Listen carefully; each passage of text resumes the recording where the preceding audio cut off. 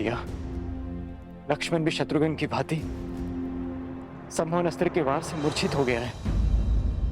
उन बालकों के दुस्साहस ने उसे बलि चढ़ा दिया है। सदा चलिया प्राण जाए पर वचन न जाए।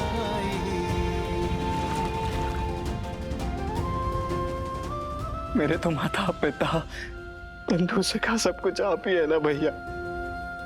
मैं आपके बिना कैसे रह पाऊंगा? मैं नहीं रह पाऊंगा भैया। आप मुझे आज्ञा दीजिए भैया, मैं उन दोनों ऋषि कुमारों को आपके समक्ष लेकर आऊंगा। उनके बल और अभिमान को चूर चूर करके। उनका इतना दुस्साहस, इन ऋषि कुमारों को दंड देना ही होगा। सर्वशक्तिशाली राज अनुजों को बांधने वाले बालक सामान्य नहीं हो सकते। ये अवश्य कोई असुर हैं। यहाँ कदाचित ये असुरों के साथी हैं।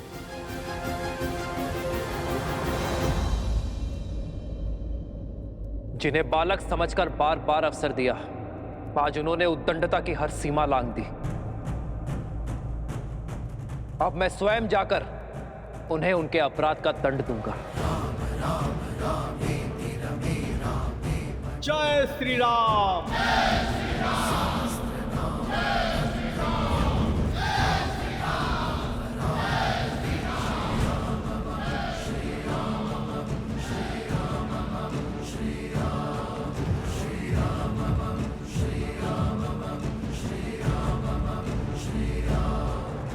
महाराज,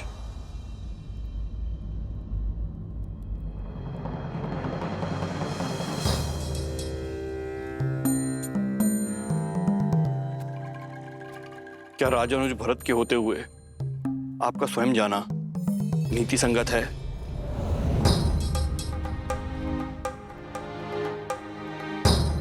मेरी दृष्टि में जितना सम्मान आपके लिए है आचार्य,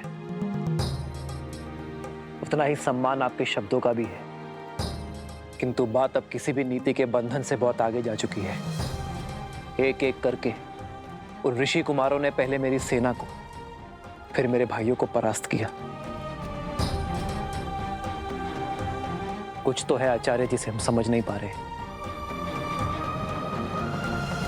कुछ तो है जिसका ज्ञान होना अति आवश्यक है। मैंने धैर्य थामकर उन ऋषि कुमारों के कर्मों के पीछे का कारण जानना चाहा, किंतु अब और नहीं, क्योंकि अब प्रश्न नीति का नहीं, राम के कर्तव्य का है।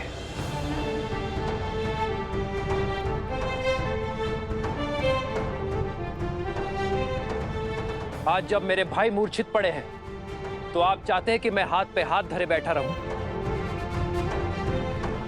किसी और अनिष्ट समाचार की प्रतीक्षा करूं? नहीं, अब मैं स्वयं इस समस्या का सामना करूंगा।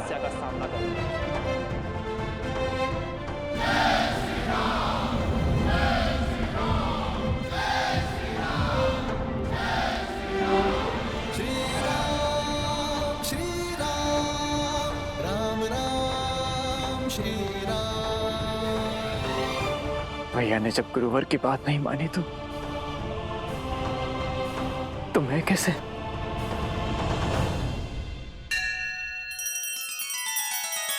श्री रामचंद्र कृपालु भजु मन हरण भव भय दारुणम। नव कंज लोचन कंज मुख कर कंज पद कंजारुणम।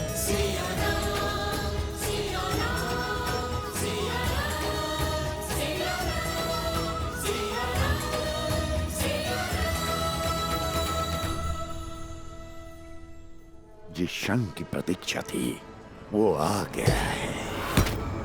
लवकुश अश्व को अकेला छोड़ अपनी माता को बचाने निकल पड़े हैं। किंतु दुर्भाग्य तो देखो, जब तक दोनों वहां पहुंचेंगे तब तक माता जी स्वर्गवासिनी हो चुकी होंगी, और जब तक लौटकर अश्व की सुध लेने आएंगे तो वो भी नहीं बचेगा।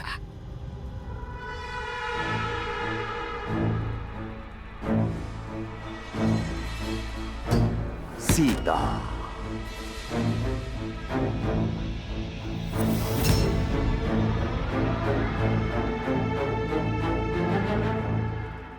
बानासुर,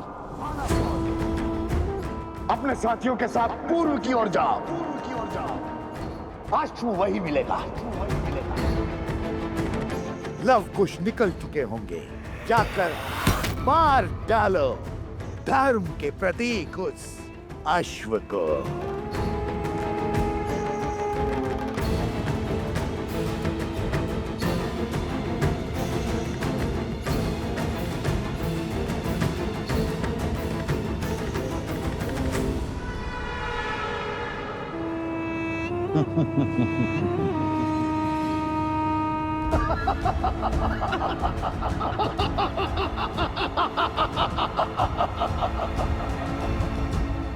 यहाँ तो कोई नहीं बचा तुम्हारी सहायता को। यहाँ कोई नहीं बचा तुम्हारी सहायता को। चलो अपने घर और अपने परिवार का पता बता दो। तुम्हारा सिर काट कर वहीं भिजवा दूंगा। तुम्हारा सिर काटकर वहीं भिजवा दूंगा।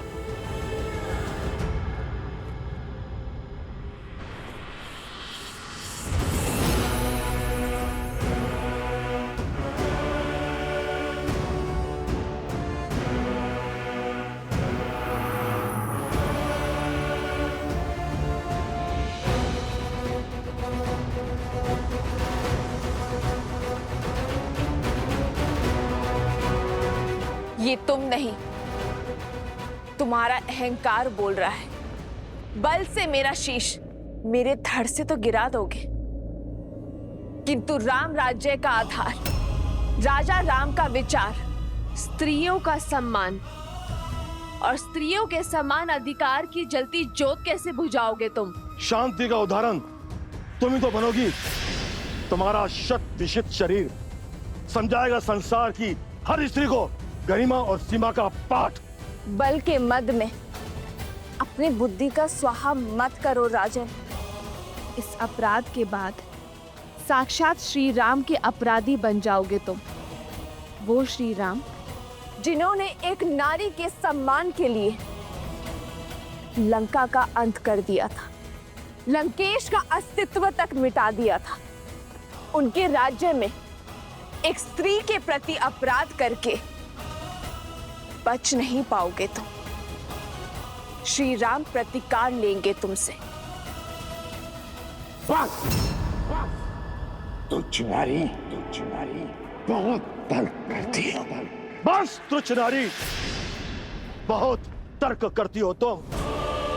सैनिकों, इसके शब्द मेरे कानों को बहुत पीड़ा दे रहे हैं। इसका सर काट दो इसी क्षण।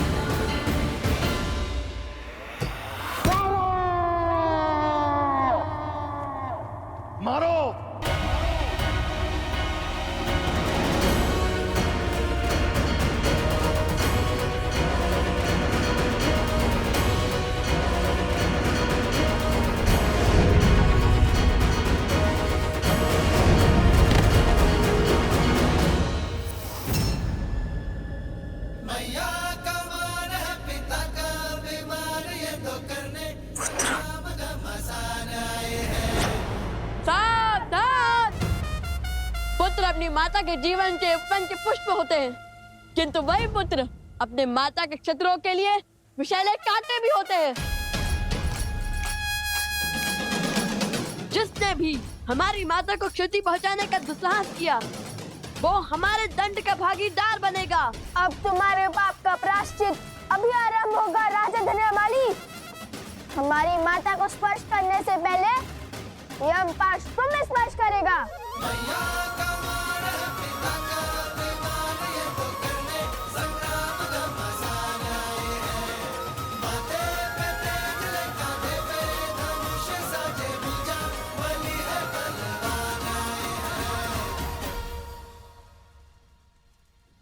तुमने समय पर पहुंचकर अपनी माता के प्राण तो बचा लिए, किंतु वन में जिस अश्व को छोड़ आए हो उसे नहीं बचा पाओगे। मेरे दास यहाँ पहुंचते ही होंगे। मैं तुम्हें यहाँ उलझाऊंगा और वो राक्षस वहां उस अश्व का अंत करेंगे। राम राज्य का स्वप्न माटी में मिलाएंगे।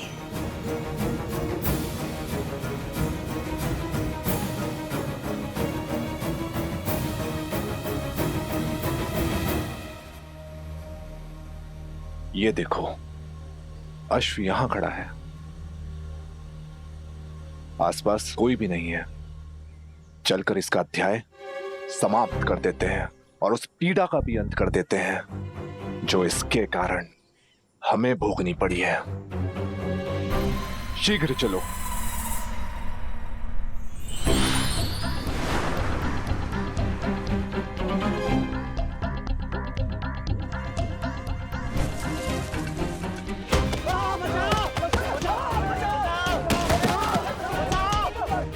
दुष्ट, क्या कर रहे हो? अपने ही साथी को क्यों मार रहे हो? मैंने प्रहार नहीं किया, वृक्ष ने किया।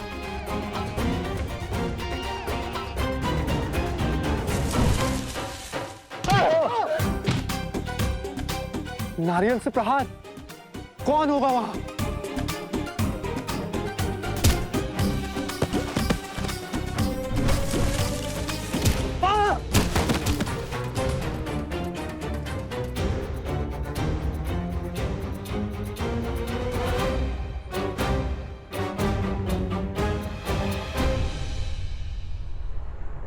हनुमान!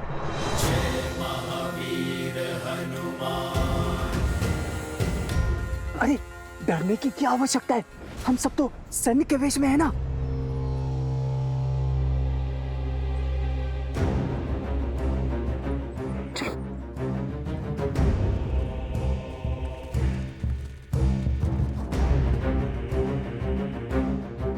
हनुमान जी, ये आपको किसने बांधा है? मेरी छोड़ो, अपनी बताओ, कैसे आना हुआ असुरों?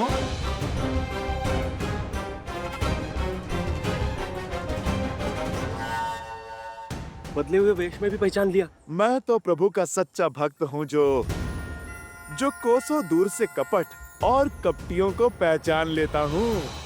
ये मूर्ख है हनुमान जी, इसे आपकी शक्ति का अंदेशा नहीं है। क्षमा कीजिए, हम जाते हैं। क्षमा? वैसे भी आज मैं तुम पर वार नहीं कर सकता। जिन्होंने मुझे यहाँ बांधा है, उन्होंने अश्व ले जाने वाले को रोकने का आदेश दिया है, उनसे लड़ने का नहीं। और मैं तो ये बंधन भी खोल नहीं सकता। तो जब तक वो लौट कर नहीं आते, आप मेरा आग्रह मानिए और बैठ जाइए। वो जब आएंगे तभी तुम्हारा न्याय होगा। यहाँ प्रभु भजन करोगे तो फिर हर पाप से मुक्ति पाओगे। तो आज आप प्रहार नहीं करेंगे हनुमान जी? बहुत बड़ी भूल कर दी हनुमान, ये सत्य बताकर। यह असुर ये सुंदर अवसर नहीं जाने देगा। हम अश्व ले जाएंगे मेरा तो कार्य आपको समझाना था, जो मैं कर चुका हूँ। आगे तुम्हारी इच्छा। मनुष्य अपने कर्मों का फल स्वयं भुगतता है।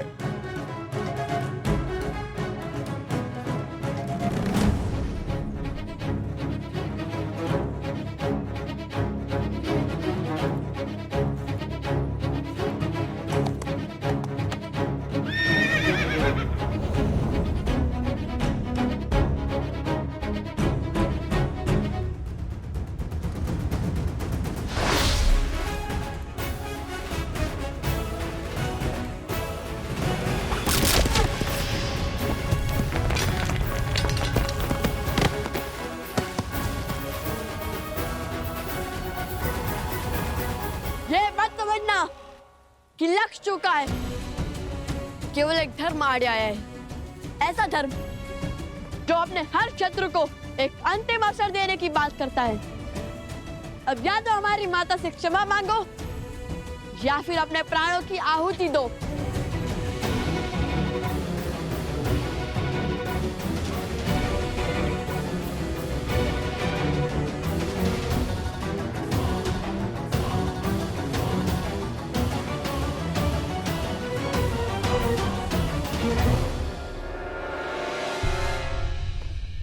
हनुमान जी ने क्या कहा था? हाँ, लातों के भूत बातों से नहीं मानते।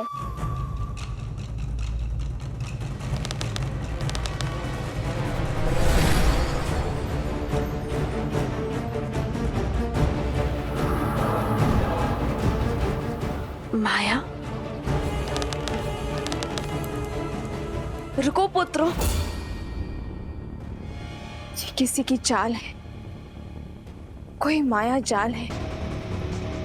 इनके विवेक पर कोई असुरी माया छा गई है। देखो,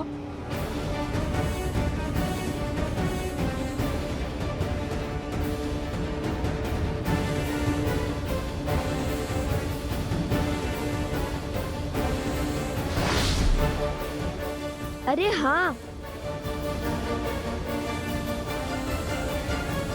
जिनके विवेक पर माया हावी है वो निर्दोष है पुत्र, और निर्दोष को दंड नहीं दिया जाता, क्योंकि वो किसी के पति, किसी के पुत्र, किसी के भाई और किसी के पिता होते हैं। हमें इन्हें बचाना होगा, इस माया जाल को तोड़ना होगा।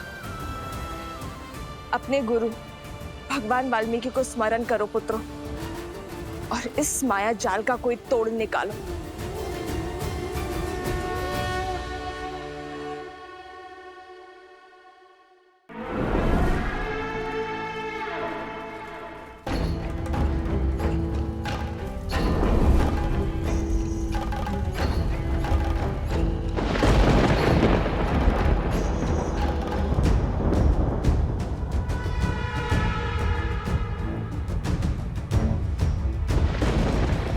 मेरी माया को पहचान अवश्य लिया है, किंतु प्रतिकार नहीं कर पाओगे। इस माया का तोड़ खोजने से पहले होगा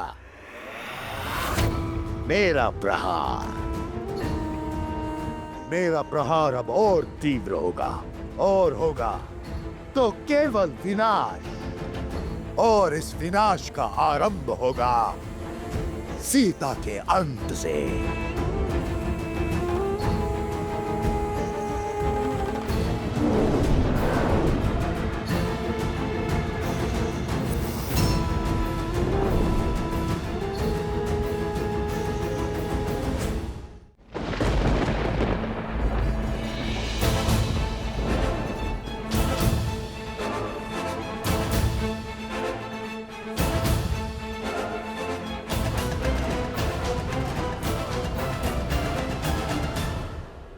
आपका संदेह उचित था माता। ये सब किसी माया के वश में है। हे माता, रक्षा करें, ये सब क्या हो रहा है? आक्रमण!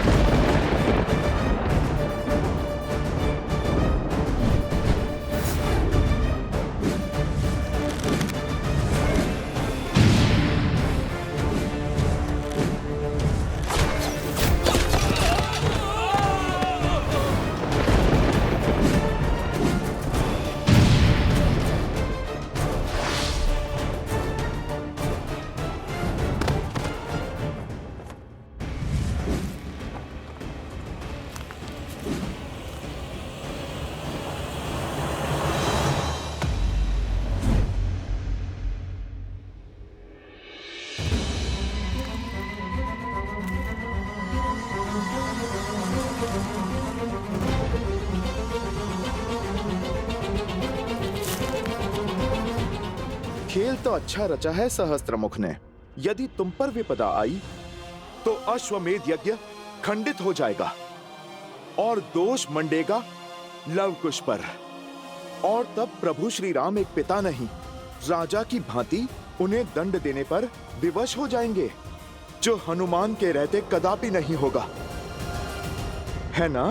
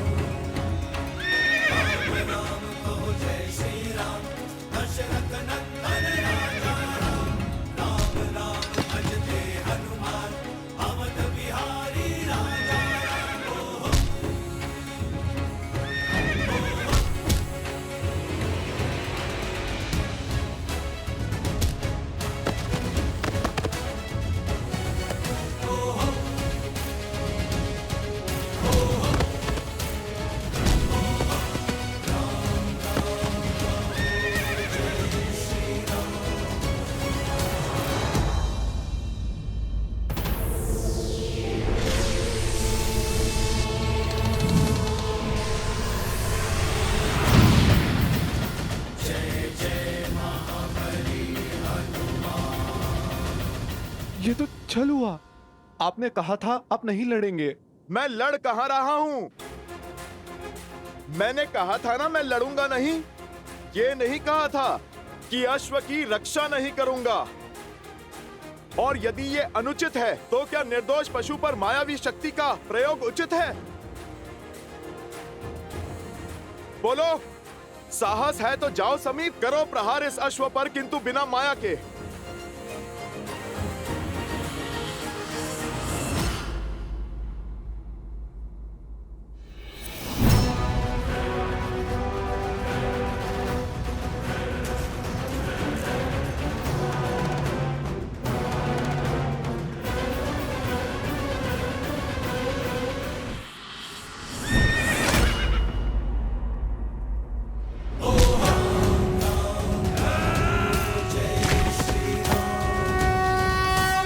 महाराज, अति उत्तम, करो प्रहार, मार डालो इन्हें।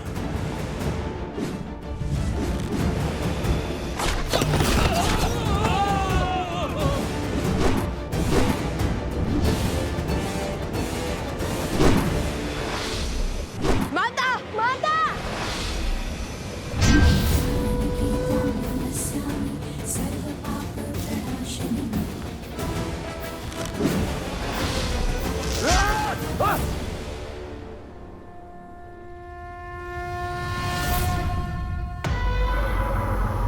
कुश, ये माया जाल ऐसे नहीं कटेगा।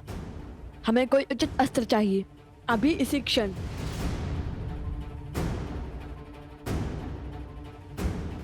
सूर्यास्त होने को है पुत्रों, काली शक्तियां और प्रबल हो उठेंगी।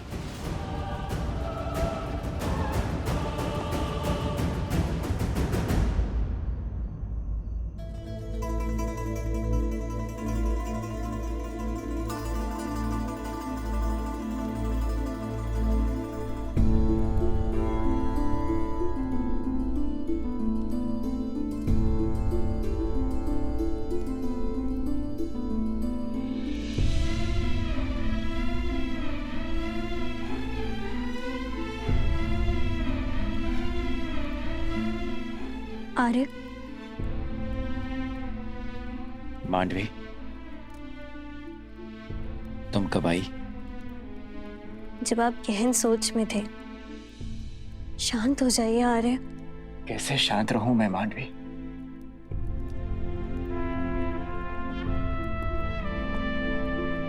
तुम्हें कैसे समझाऊं?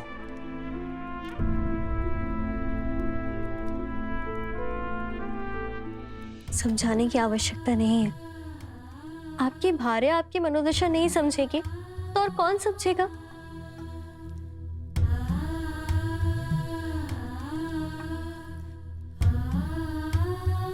आपको इसी बात का दुख है ना कि छोटे भाई के होते हुए स्वयं राजा राम को युद्ध भूमि में उतरने की क्या आवश्यकता पड़ गई?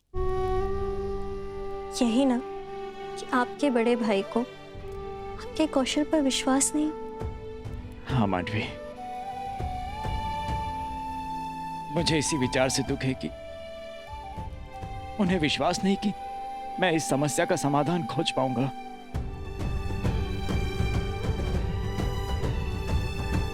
प्रणाम।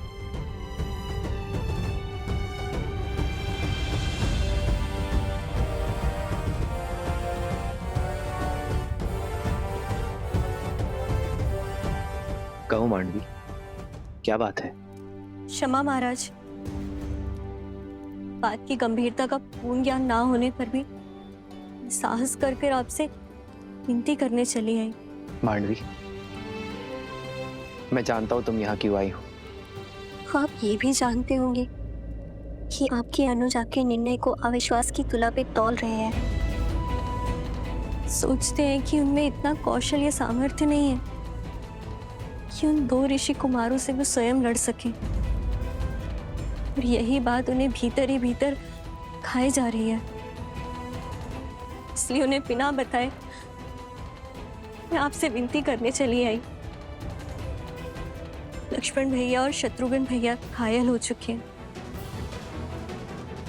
और अब संकट मेरे पति के प्राणों को भी हो सकता है, किंतु फिर भी मैं आपसे निवेदन करती हूँ कि आप उन्हें उनका दायित्व निभाने का अवसर दें। और नीति भी तो यही कहती है ना कि उनके होते हुए आप युद्ध भूमि में पग नहीं धर सकते। आपने स्वयं उन्हें गांधार और कंबोज का सिंहासन सौंपा है। इस नाते इस समस्या का समाधान खोजना उनका धर्म भी है और उनका कर्म भी है।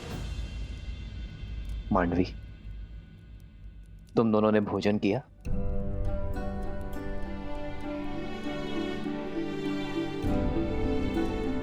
तो जाओ, जाकर भोजन की तैयारी करो मांडवी, और शेष सब मुझ पे छोड़ दो। आज मैं भरत के साथ भोजन करूंगा, और विश्वास करो मांडवी, भरत के साथ कोई अन्याय नहीं होगा।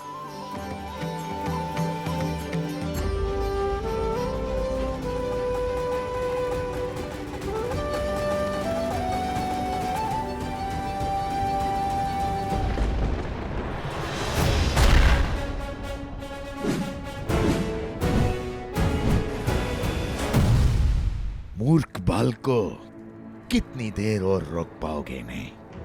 सहायता का हाथ छटका कर मेरी सहायता कर रहे हो।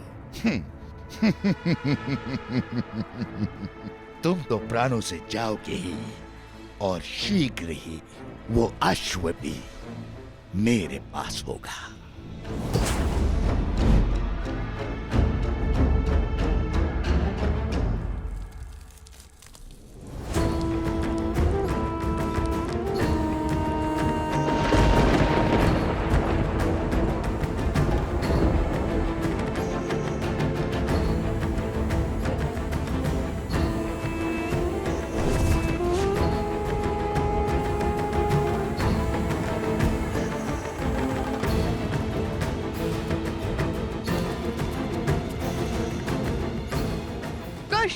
हमें इन्हें रोकना ही होगा, अभी और इसी क्षण।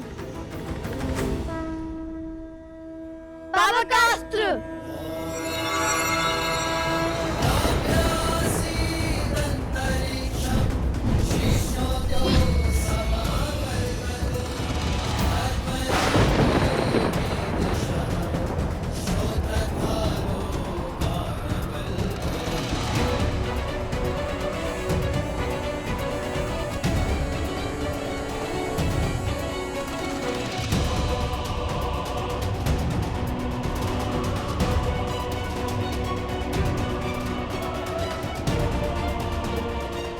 जय मां गौरी।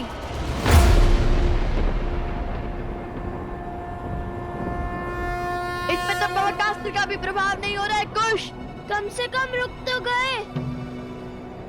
किंतु आप क्या करें कुश? इस माया से तो केवल महादेव और माता गौरी ही बचा सकते हैं। समझ गया कुश। माता आप पीछे जाइए। कुश तुम मेरे साथ आगे बढ़ो। पीछे? हाँ माता, शीघ्र पीछे जाइए।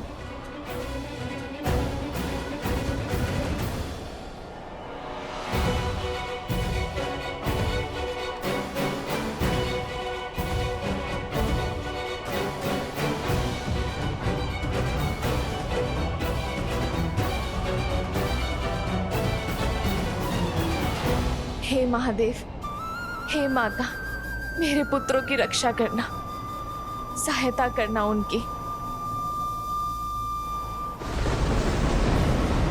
जिस माया को स्वयं ब्रह्मा भी नहीं काट सकते, उसे तुम क्या काटोगे बालको? आज तुम्हारे अभिमान और तुम्हारी माता दोनों का अंत निश्चित है।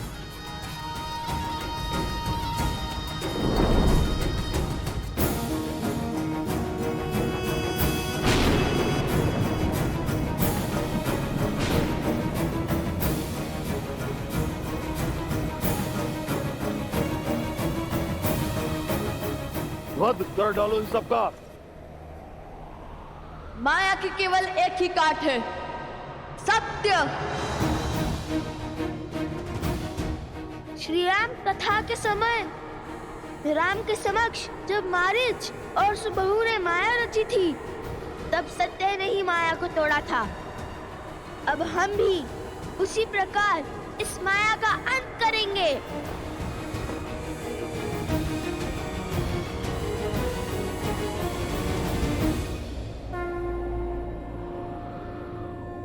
मनोबुद्धि अहंकार चित्तानि नमः। न मन न बुद्धि न चित्त, न मद न कोई है अहम। नाचा श्रोत्रा विज्वे, नाचा घर ना नेत्र। श्रवण नहीं वचन नहीं, ना कोई गंध ना नयन। नाचा व्योमा भूमि, न तेजो न वायु। ना भूमि ना मैं वायु हूँ, ना नभ हूँ मैं, ना हूँ अगन। चिदानंद रूपः शिवोहम शिवोहम। सब ना हो के सब में हूँ, शिवोहम शिवोहम।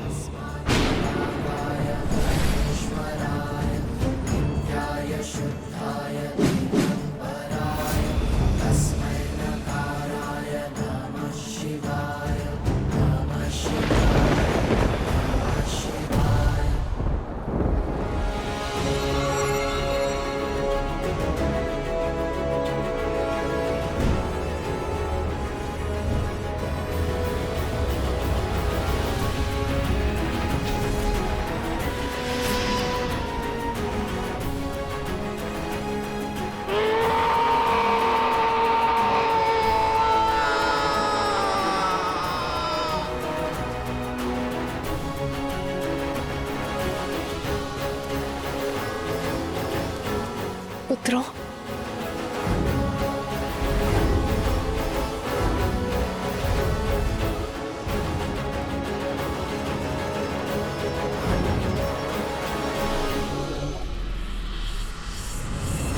अभी मेरा प्रहार समाप्त नहीं हुआ है। अंत कर डालो इनका।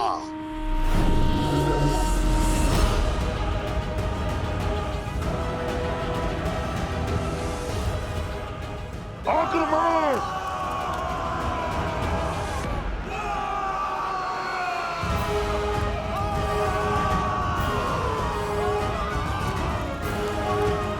ओह, तो तुमने सबको वश में कर लिया था। माता, ये तो दोषी हैं, इन्हें तो मारना ही होगा। नहीं पुत्र, मारने से स्वयं पर दोष चढ़ता है और वध करने से उनका उद्धार होता है। तो इन्हें मारो नहीं, इनका उद्धार करो। अग्निअस्त्र।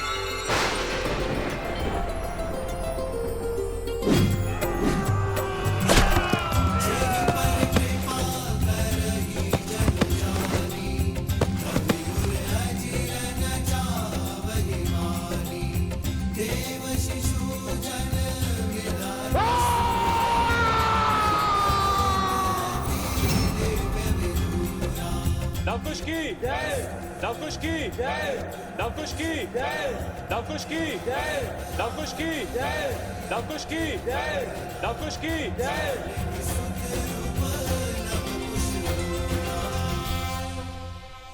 मुझे क्षमा करे देवी।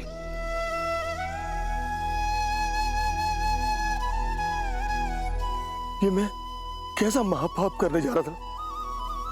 राम राज्य की परिकल्पना को ध्वस्त करने चला था। एक नारी की हत्या करने जा रहा था। ना जाने किस माया, किस शक्ति की चपेट में आ गए थे हम।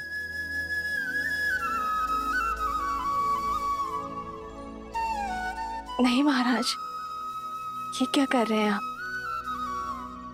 जो भी हुआ उसमें आपका कोई दोष नहीं था। हाँ, आप और आपके सैनिकों पर उन असुरों ने माया की थी, किंतु चिंतित ना हो, अब आप उस माया के पास से बच चुके हैं। ये द्वंद हार गए तो क्या हुआ? वो अश्व तो अब तक हमारा बंदी बन चुका होगा। बानासुर शुभ समाचार के साथ आता ही होगा। महाराज, आओ बानासुर, आओ, मुझे तुम्हारी ही प्रतीक्षा थी। आओ महाराज।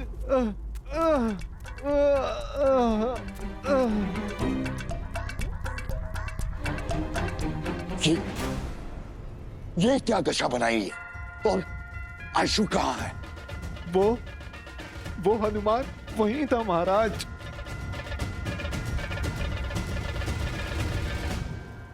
उसने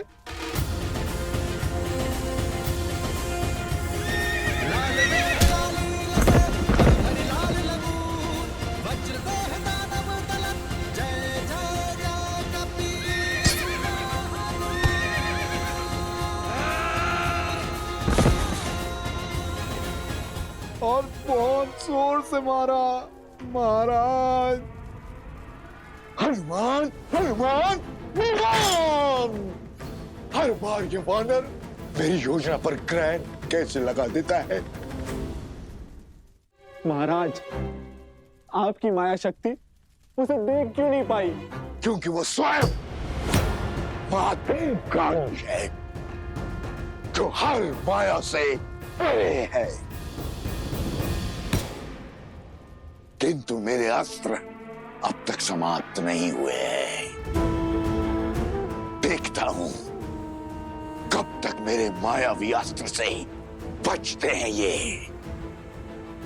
शीघ्र ही इनका अभिमान टूटेगा और चकनाचूर होगा राम राज्य का स्वप्न।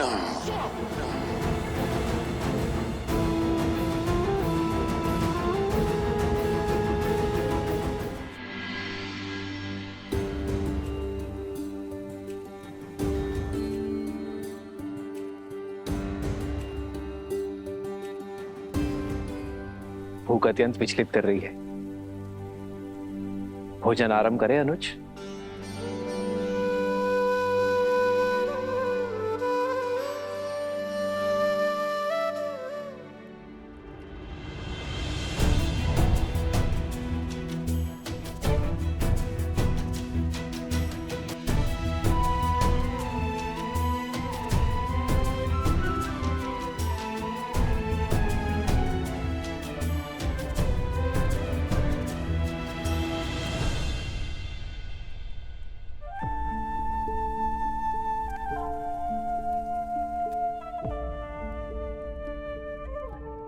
भरत, यदि मन से चिंता ना उतरे तो गले से भोजन का ग्रास भी नीचे नहीं उतरता। अपने मन को हल्का कर दो भरत, और जो सोच तुम्हें विचलित कर रही है वो मुझसे कहो। क्या कहूं भैया मैं? ये कहूं कि मैं कितना अभागा हूं। ये कहूं कि मुझे आपकी सेवा का वो अवसर कभी नहीं मिला जो सदैव लक्ष्मण को मिला। ये कहूं कि संकट में सदैव वो आपके साथ रहा, मैं नहीं। मैं तो सदैव संकट का कारक बन जाता हूं भैया। भैया, जब आपको वन में गमन करना पड़ा तो मुझे ही उसका दोषी माना गया। जब मैं आपकी चरण पादुकाएं ले आया तो संसार ने मुझ पर यह कहकर लांछन लगाया कि देखो, मैं अपने भाई की पादुकाएं इसीलिए ले आया ताकि अपने भाई को वन में नंगे पग घुमा सकूं।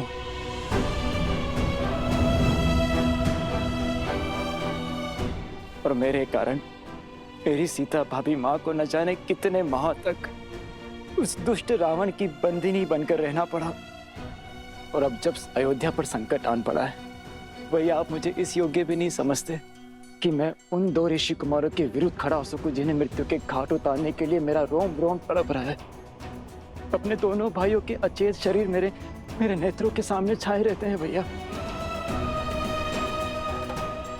ये पीड़ा मैं अब और नहीं सह सकता। मैंने लक्ष्मण को रोका, उसे समझाया कि उन दोनों बालकों से सौम्य रहे, किंतु उसने मेरी एक न सुनी। किंतु देखिए, लक्ष्मण कैसे मूर्छित हुआ पड़ा है भैया। मैं तो उनसे लड़ने भी नहीं जा सकता क्योंकि मेरे भैया ही मुझे योग्य नहीं समझते। हुआ ना मैं अभागा।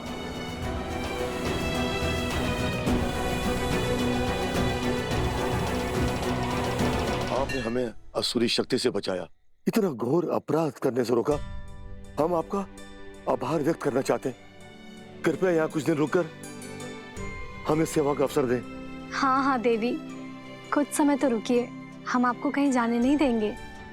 आपको हमारी विनती स्वीकारनी ही होगी। कुश, अश्व और हनुमान जी का क्या? हम उन्हें और अकेला नहीं छोड़ सकते हैं। हाँ हाँ, रुक जाइए देवी, कृपया हमारे लिए रुक जाइए।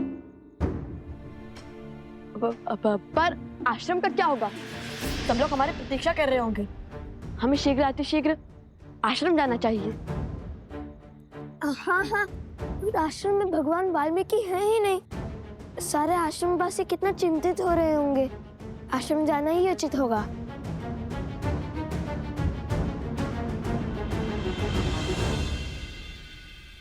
कैसे सोच लिया तुमने भरत? ये कैसे सोच लिया कि मैं अपने भरत को लक्ष्मण या शत्रुघ्न से कम योग्य मानता हूं?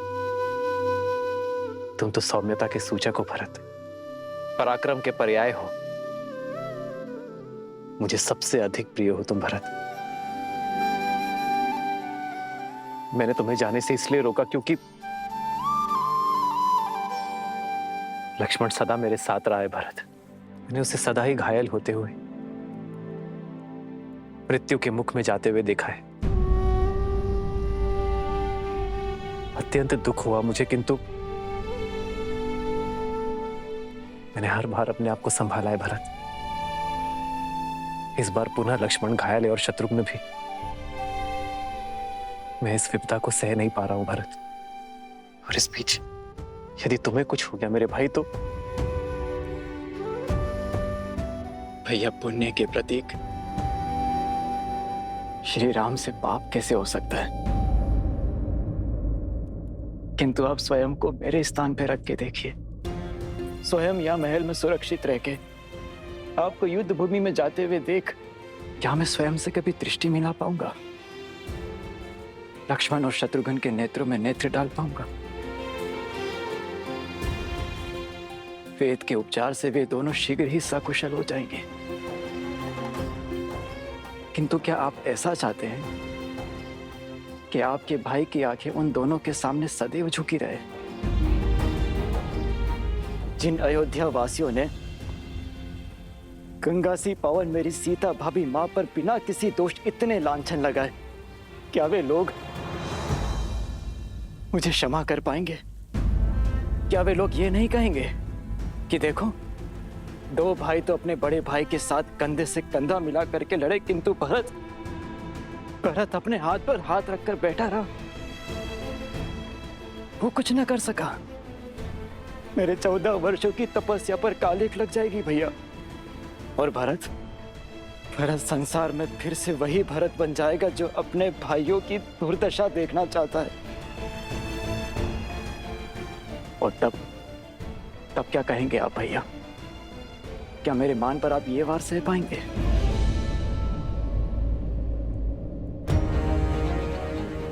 उन दोनों ऋषि कुमारों से मुझे लड़ने की अनुमति दीजिए भैया, बिना किसी शर्त के और बिना किसी बंधन के। अपने भाइयों पर प्रहार करने का उन्हें दंड देने दीजिए मुझे।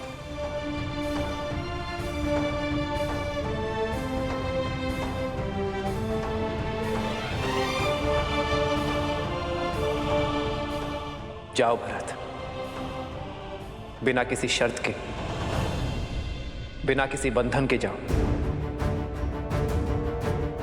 और जो उचित लगे वही निर्णय लो। चाहे अब उन दो बालकों को जो दंड देना पड़े दो, और अयोध्या का अश्वमेध यज्ञ पूर्ण करवाओ।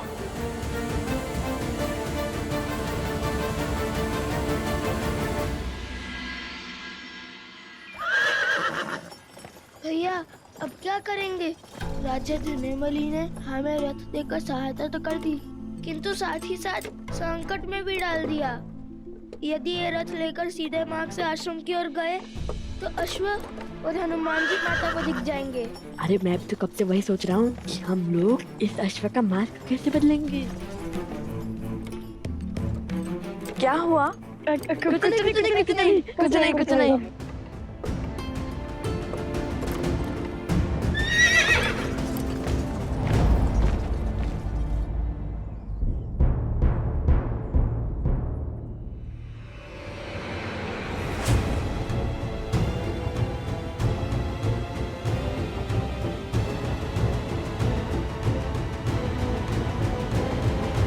श्री रामचंद्र की, श्री रामचंद्र की, राजनुज भरत की, राजनुज भरत की।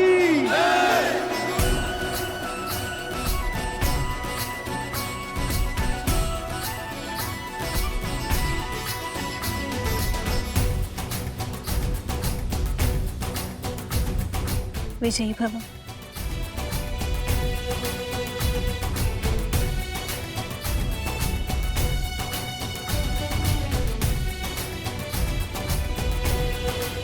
कई बार सत्य हमारे नेत्रों के समक्ष होता है भरत, किंतु भावों में बहकर हम उसे देख नहीं पाते।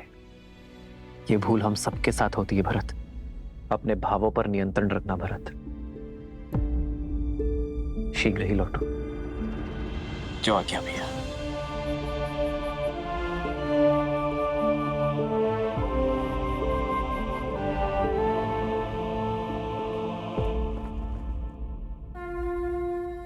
विजयी भव।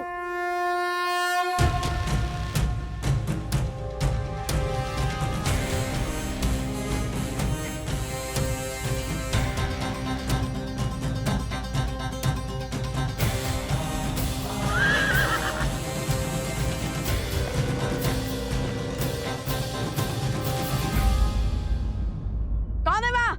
सामने आओ। हमें सोमकरण, अवत्सरा, तुम दोनों यहाँ? ये कहाँ से आ गए? अवश्य कोई नई समस्या लाए होंगे। नहीं, ईश्वर ने इन्हें हमारी सहायता के लिए भेजा होगा।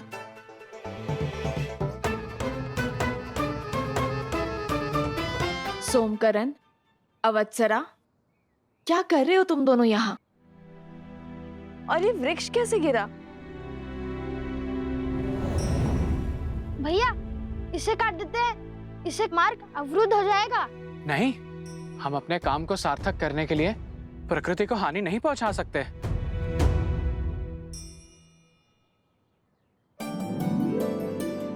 वो देखो, वो वृक्ष पूरी तरह सूख चुका है, कभी भी गिर सकता है। आओ। सोमकरण, उत्तर दो। वो वनदेवी, वो एक वृषभ उत्पाती हुआ बैठा था। देखिए कैसा उत्पात मचाया उसने। हम तो यहाँ यात्रियों को सावधान करने खड़े हैं कि वो कोई अन्य मार्ग अपना ले, है ना भ्राता? हाँ वन देवी, आप कोई दूसरा मार्ग ले लीजिए। ओहो, एक संकट से निपटे तो दूसरा संकट आ पड़ा। चलो कोई बात नहीं, हमें अपना कर्तव्य निभाना ही होगा। माता, आप लव भैया के साथ दूसरे मार्ग से आश्रम जाइए। मैं इन दोनों के साथ इस वृक्ष और इस वृषभ को संभालते हैं। न जाने अब किसे घायल करना चला होगा। किंतु तुम? माता उठी तो कह रहा है वो। चलिए हम इस ओर से चलते हैं। अरे ये मार्ग बहुत लंबा है, हम तनिक देर यहीं रुक जाते हैं। जब ये वृक्ष हटेगा तब हम इसी ओर से आगे बढ़ेंगे। देखिए माता, कितनी लंबी यात्रा करके हम यहाँ आए हैं और त्रिपुरा सुंदरी मंदिर में जो कुछ भी हमारे साथ हुआ उसके बाद आप बहुत थक गई होंगी। अब हम आपको पुनः संकट में नहीं डाल सकते। यदि उस वृषभ ने आक्रमण कर दिया तो?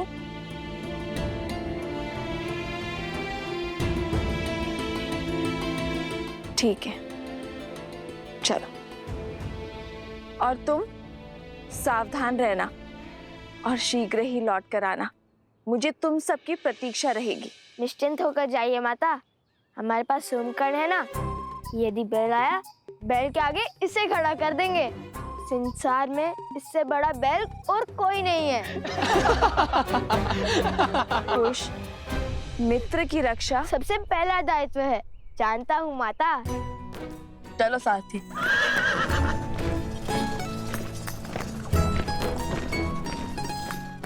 अद्भुत, आज तो बचा लिया आप दोनों ने।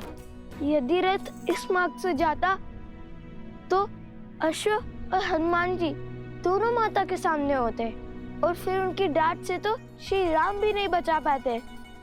संकट से बचे आए अपने गुरुपुत्र। संकट अभी शेष है कुश। वन देवी को आश्रम जाने से रोकना होगा, क्योंकि लक्ष्मण जी ने आकर सबको बता दिया है तुम दोनों ने अश्वमेध यज्ञ का अश्व पकड़ लिया है। उन दोनों बालकों ने जो किया है वो राजद्रोह है। कल सूर्यास्त तक लवकुश ने अश्वमेध यज्ञ का अश्व नहीं लौटाया तो उन दोनों के साथ जो कुछ होगा उसका उत्तरदायित्व राजा राम का कदापि नहीं होगा। हाँ, और सभी को ये भी पता है कि तुमने लक्ष्मण जी और उनके भाई को मूर्छित कर दिया है। इसी कारण गुरु माँ ने भारद्वाज ऋषि को भी बुला लिया। एक संकट से बचाकर दूसरे संकट में ढकेल दिया तुम दोनों ने। चलो शीघ्र चलो, हमें माता से पहले आश्रम पहुंचना होगा। क्या हुआ? चलो पहले इस वृक्ष को तो हटाए। माता को तुम दोनों की सहायता का वचन दिया था मैंने, उनसे असत्य तो नहीं कह सकता मैं।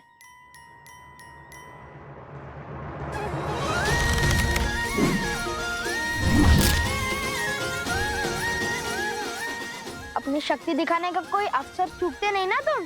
अभी मेरे गुणगान गाने का समय नहीं है, शीघ्र चलो। लव भैया को आश्रम की स्थिति का ज्ञान नहीं है, वो तो संकट टलने के उत्साह में होंगे। चलो। ये मार्ग तनिक लंबा है सारथी, तनिक तीव्र चलाइए। और तीव्र। बहुत घोर अपराध हुआ है लवकुश से। जाने हे पाप कैसा दंड लेकर आएगा गुरुदेव।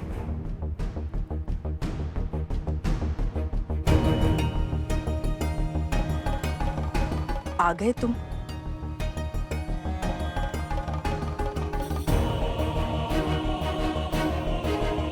कुश, तुमने और लव ने इतना बड़ा अपराध क्यों किया?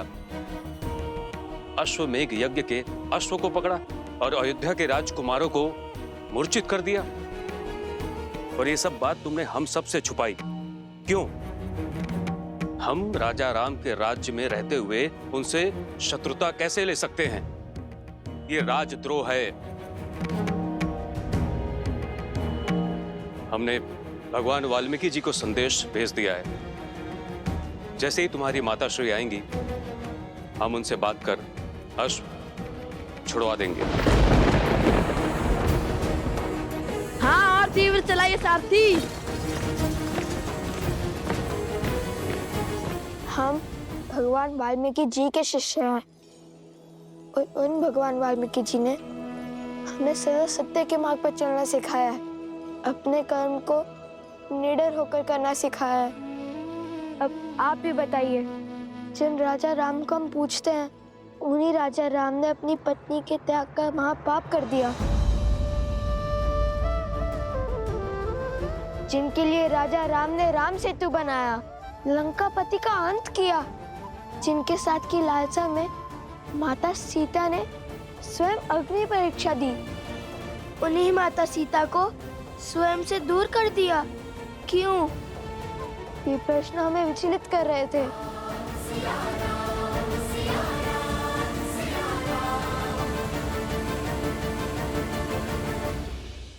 हम उन राजा राम की प्रजा हैं, पर आपने ही तो सिखाया है गुरुवर कि प्रजा को राजा से प्रश्न पूछने का पूरा अधिकार है, जिन्हें हम अपना आराध्य मानते हैं, दिन रात उनका नाम जपते हैं।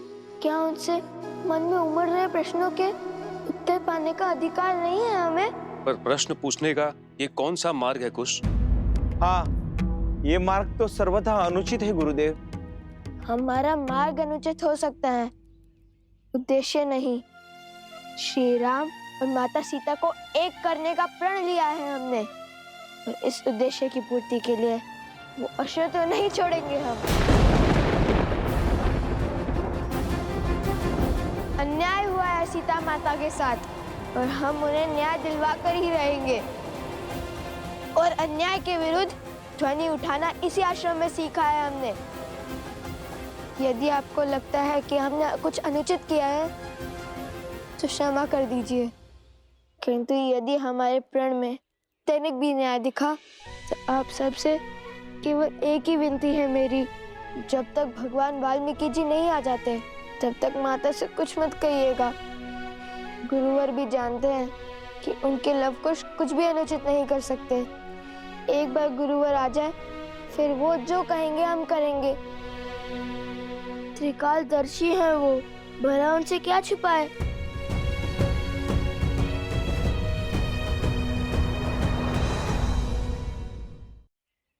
नहीं ऋषिवर, ये बालक अभी नादान है। उद्देश्य कितना भी उचित है, उसका मार्ग इतना अनुचित नहीं हो सकता। आपका निर्णय उचित है गुरुवर। इनकी माता को सब बताकर ये अश्व तुरंत लौटा देना चाहिए, यही सर्वथा उचित होगा। हमें श्री राम से प्रश्न पूछने का अधिकार है, इसमें भला क्या अनुचित। मान जाइए ना ऋषिवर, भगवान वाल्मीकि जी की आने की प्रतीक्षा कर लेते हैं। माता को कुछ मत कहिएगा ऋषिवर। कुश,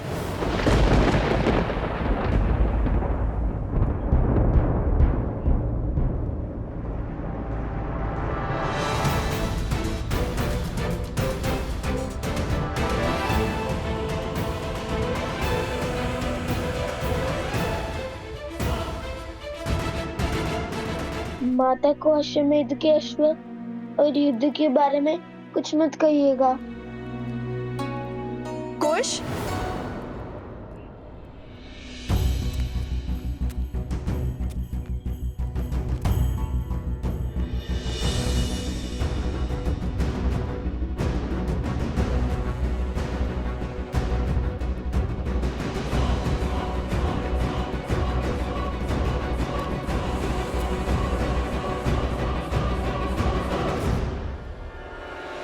कुश, बोलो।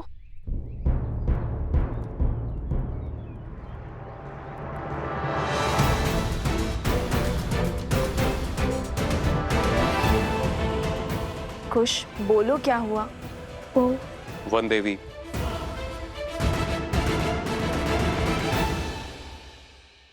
हम भगवान वाल्मीकि जी के चित्रकूट से लौटने की चर्चा कर रहे थे।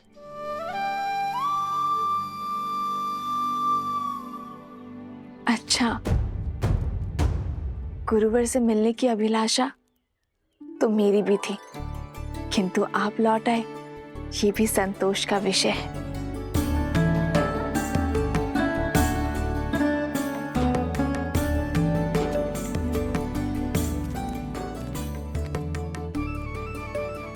बच गए। वैसे कुश, तुम इतने शीघ्र कैसे पहुंचे?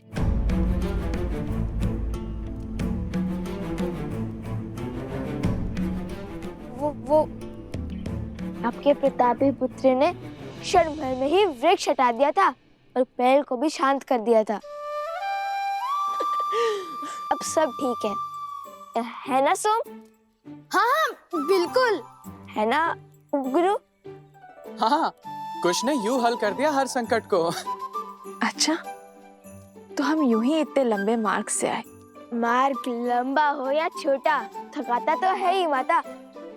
चलिए ना, बहुत भूख लगी है, चलिए ना, कुछ खिलाइए ना। हाँ, भूख तो मुझे भी लगी है, चलिए ना। चलो।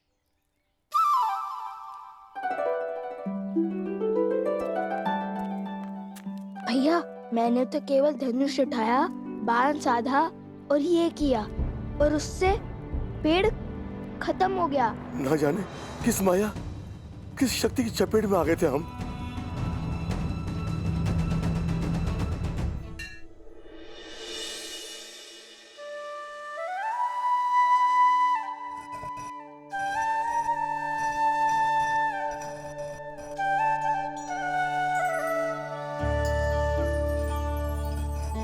आश्रम वासियों से वचन तो ले लिया कि गुरुवार के आने तक कोई भी माता को सत्य नहीं बताएगा, किंतु अभी भी समस्या है। हनुमान जी का क्या करेंगे?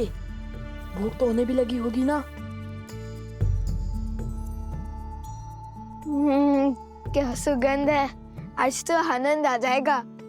कुश, कितने स्वार्थी हो तुम।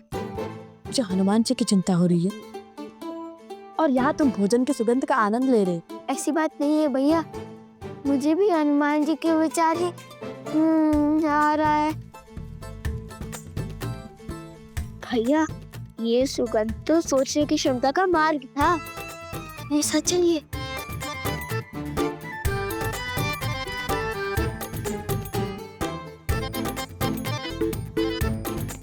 अरे कुश, रुको।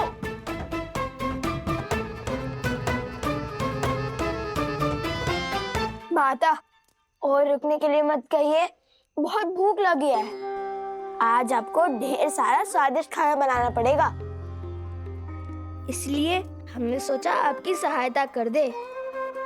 मेरी मदद करने के फेर में मेरा कार्य मत बढ़ाओ। धुले हुए चावल में जल डाल के जल व्यर्थ कर दिया ना तुमने। कोई बात नहीं माता, राधाश्री है ना, वो और जल ले आएंगे, है ना? वैसे एक बात बताओ, आज इतने अधिक पकवान की क्या आवश्यकता है तुम्हें? माता, तन की थकान और पेट की भूख बढ़ा देता है माता। और सोचा सोम को भी आपके हाथ का बना स्वादिष्ट भोजन खिला देंगे। उसने इतनी सहायता जो की है हमारी। तो बताओ, क्या बनाऊं मैं?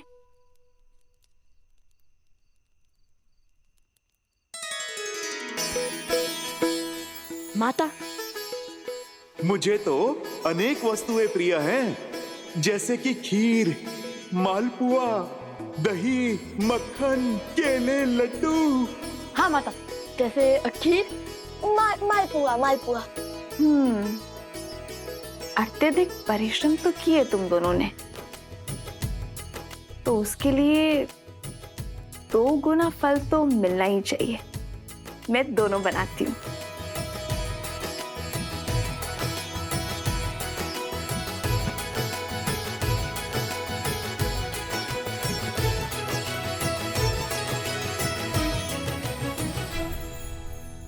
ये लीजिए माता, सामग्री। माता, तनी के तुलसी भी डाल दीजिए, उन्हें बहुत भाती है। तुलसी?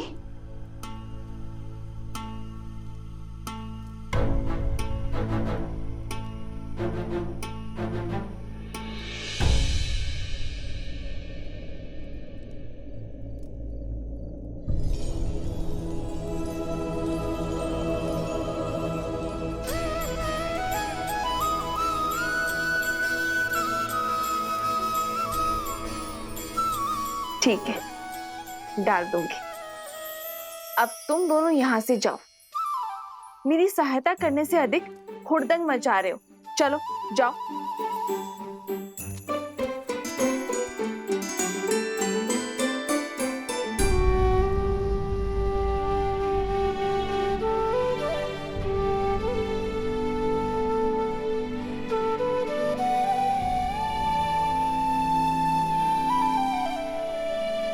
मुझे क्षमा कर दो लक्ष्मण। मैंने तुम्हें रोककर अनर्थ कर दिया। मेरे मन में पहले करुणा थी, किंतु अब मेरे मन में प्रतिशोध है। भैया की आज्ञा से उन दोनों बालकों को दंडित करूंगा मैं।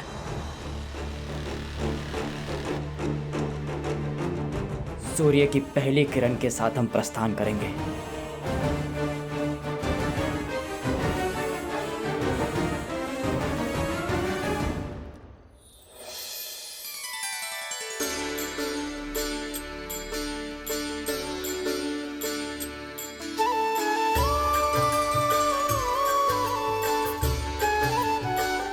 भोजन माता ने बनाया है। बहुत स्वादिष्ट है ना। सोमकर्ण को छका कर आए हैं। वो क्या है ना, उसी के नाम से तो हमने माता से इतना सब कुछ बनवाया है। वैसे हम असत्य नहीं बोलते, किंतु बंदी को भूखा भी तो नहीं रख सकते ना। कोटि कोटि धन्यवाद, किंतु एक दुविधा है, इसे मैं खाऊंगा कैसे?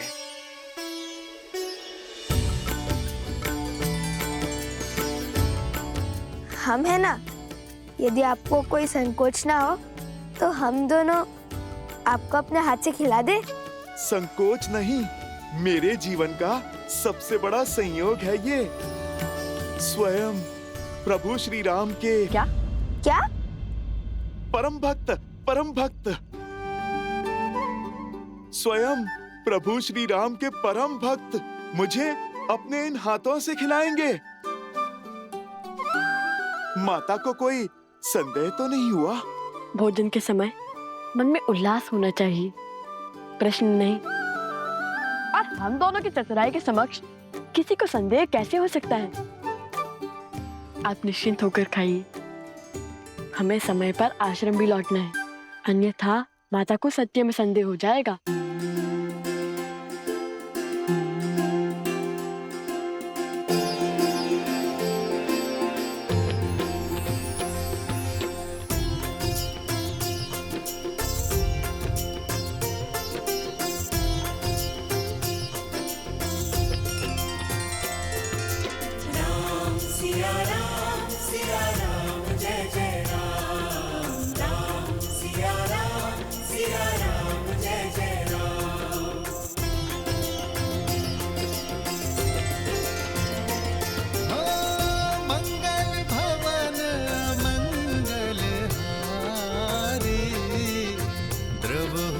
दशरथ अजर बिहारी।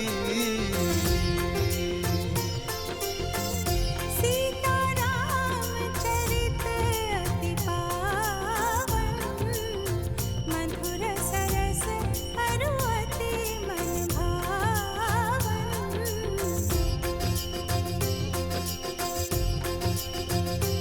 होई सोई जो राम रचिरा को करी तरत बढ़ावे साखा। सिया राम जय जय राम, राम सिया राम जय जय राम।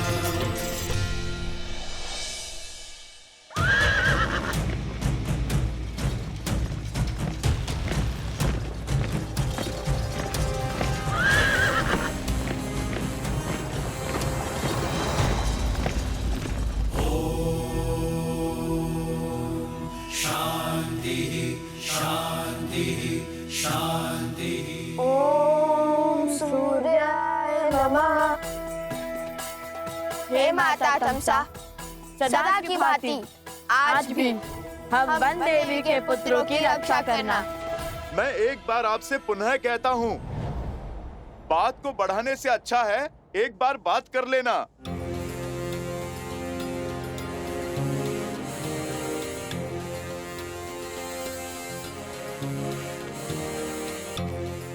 बातचीत से हर समस्या का समाधान संभव है।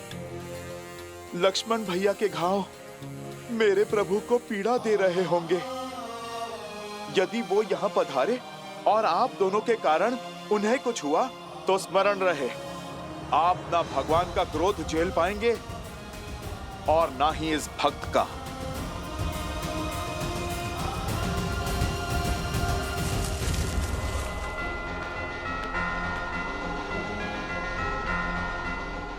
इस संसार का कोई संकट नहीं जो शब्दों से ना सुलझ सके। समझ गए, सब समझ गए। किंतु एक बात है जो समझ में नहीं आ रही। श्री राम के भक्त को उनके विरोधियों की इतनी चिंता क्यों? जिन्होंने आपके प्रभु का अश्व पकड़ा, उनके काज में विघ्न डाला। राम काज सफल बनाने वाले हनुमान जी भला हमारी सहायता को क्यों तत्पर हैं? लवकुश मेरे ही पुत्र। आप राम काज पूर्ण करने में असफल रहे। मुझे मेरे प्रभु को कुछ समझाने की आवश्यकता नहीं है। वो तो मेरे हृदय में बसते हैं। वो मेरा मन स्वयं ही पढ़ लेंगे। किंतु आप दोनों को अब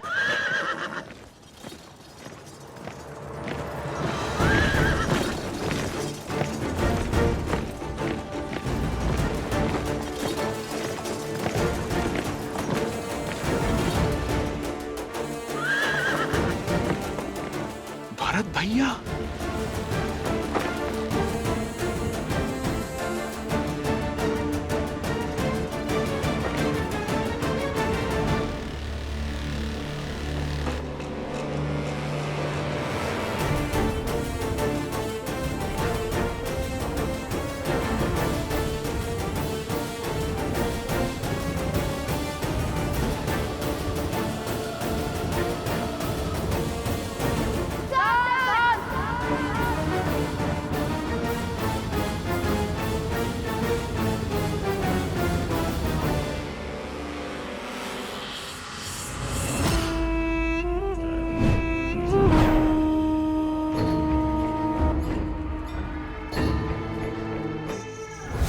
ये द्वंद्व नहीं, शुभ अवसर है जो एक साथ मेरे सारे लक्ष्य भेद देगा।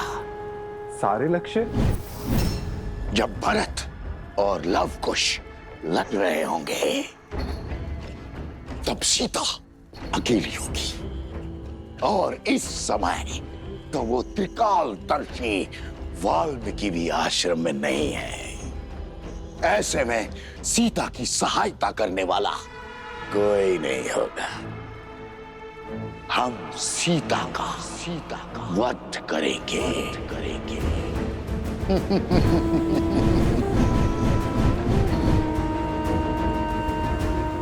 और जैसे सीता देह त्यागेगी, सब कुछ समाप्त हो जाएगा और लवकुश अपनी सुध खो बैठेंगे। और तब उस क्षण का लाभ उठाकर हम अश्व को भी मार गिराएंगे। और जैसे ही राम को इस बात का बोध होगा, वो लव और कुश को अपने हाथों से मृत्यु देगा।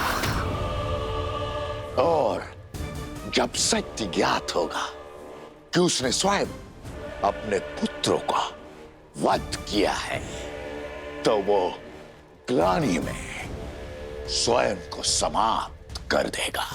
किंतु इस योजना का आरंभ सीता की मृत्यु से कैसे होगा? सीता को मारने का कार्य कौन करेगा?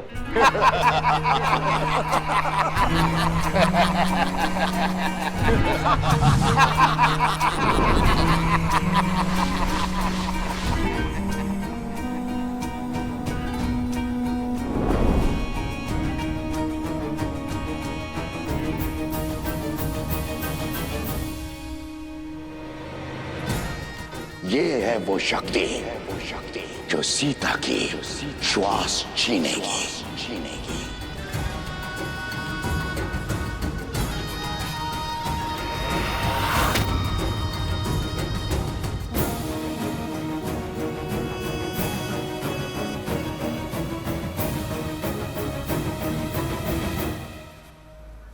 अब सुनो कि तुम्हें क्या करना है।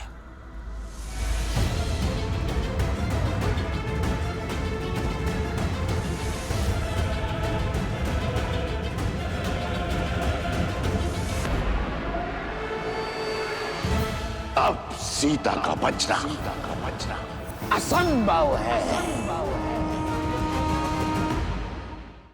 मेरा मन जानता है कि कल मुझ पर प्रहार करने वाला असुर साधारण नहीं थे, किंतु मुझे मारने की योजना कौन बना रहा है? मेरी मृत्यु से किसका लाभ होगा? अरे मेरी अंतिम श्वास में किसका हित छुपा है? ओ गुरुदेव, अनर्थ हो गया गुरुदेव, गुरुदेव।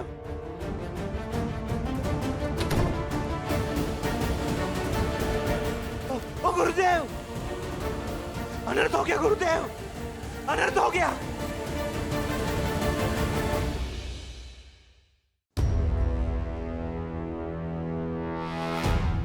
हनुमान जी, मैं मान ही नहीं सकता कि संसार का कोई भी बल आपको बांध सकता है, परंतु आप इस अवस्था में, अर्थात आप इन दोनों बालकों की मीठी बातों में आ गए।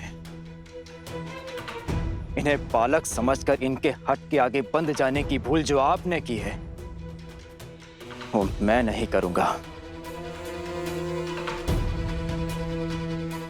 लक्ष्मण, शत्रुघ्न और हमारी सेना की जो इन्होंने दुर्दशा की है, उसके लिए मैं इन्हें दंड अवश्य दूंगा। और दंड यदि श्वास हरण का हो तो भी उसकी आज्ञा मुझे महाराज श्री राम ने दी है, क्योंकि इन दोनों बालकों का अपराध क्षमा योग्य तो नहीं। बालकों, धर्म की मर्यादा रखना रघुकुल का दायित्व रहा, इसलिए मैं तुम्हें एक अवसर देता हूं कि चुपचाप अश्व मुझे लौटा दो, या फिर अपनी मृत्यु के लिए सज्ज हो जाओ तुम दोनों।